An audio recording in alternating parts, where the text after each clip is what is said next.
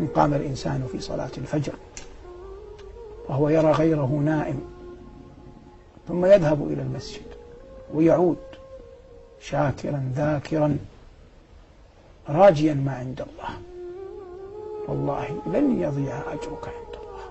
ظن بالله ظنا حسنا.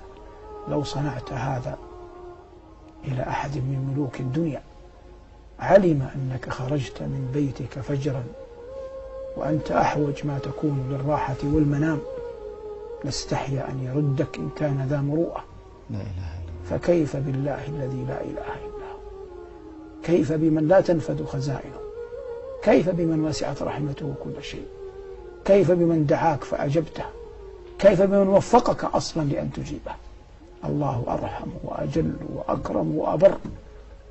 والعاقل كلما رأى كريما علم أن الله أكرم منه، كلما رأى قويا علم أن الله أقوى منه، وكلما رأى كبيرا علم أن الله أكبر منه، وكلما رأى نقصا نزه الله عنه.